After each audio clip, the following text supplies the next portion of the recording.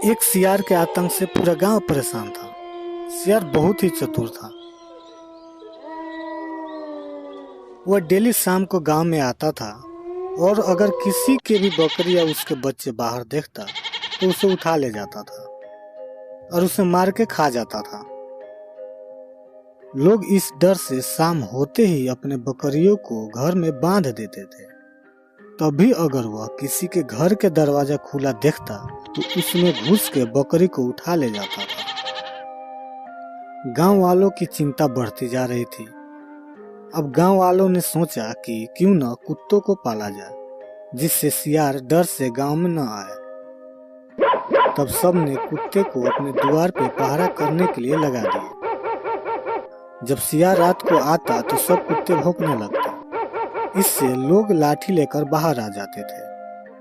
अब सियार के लिए बकरियों को शिकार करना कठिन हो गया। सियार अब सोचा कि गांव वाले अब चालाक हो गए हैं।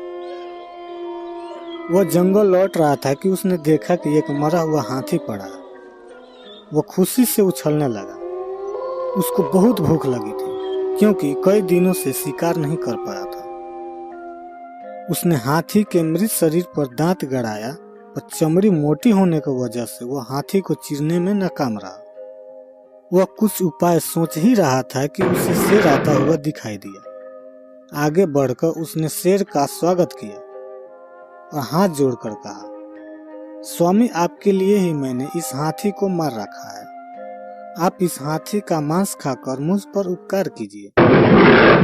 शेर ने कहा, मैं तो किसी के हाथों मारे गए जीव को नहीं खाता हूँ, इसे तुम ही खाओ।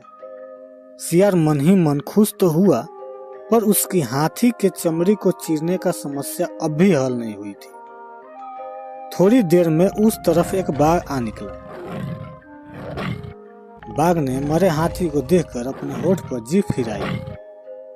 सियार ने उसकी मनसा भांपते हुए कहा, मामा, आप इस मृत्यु के मुंह में कैसे आ गए? शेर ने इसे मारा है और मुझे इसकी रखवाली करने के लिए कह गया है। एक बार किसी बाघ ने शिकार को जूठा कर दिया था। तब से आज तक शेर बाघ जाति से नफरत करने लगे हैं। आज तो हाथी को खाने वाले बाघ को वह जरूर मार गिराएंगे। यह सुनते ही बाघ वहां से भाग खड़ा हुआ। पर तभी एक भेड़िया आता हुआ दिखाई दिया। सियार ने सोचा, भेड़ियों के दांत तेज होते हैं, कुछ ऐसा करो कि यह हाथी की चमड़ी फाड़ दे और मांस भी न खाए। उसने भेड़िया से कहा, प्रिय भांजे, इधर कैसे निकले? कुछ भूखे भी दिखाई पड़ रहे हो। शेर ने इसकी रखवाली मुझे सौंपी है, पर तुम इसमें से कुछ मांस खा सकते हो। मैं जैसे ही शेर को आता हुआ देखूंगा तुम्हें सूचना दे दूंगा, तुम सरपट भाग जाना। पहले तो भेड़िया ने डर से मांस खाने से मना कर दिया, पर सियार का विश्वास दिलाने पर राजी हो गया। भेड़िया ने पल भर में हाथी की चमड़ी फाड़ दी। जैसे उसने मांस खाना शुरू किया कि दूसरी तरफ देखते हुए सियार ने घबरा कर कहा, भागो भागो, शेर आ रहा है। इतना सुनना था कि भेड़िया सरपट भाग खड़ा हुआ।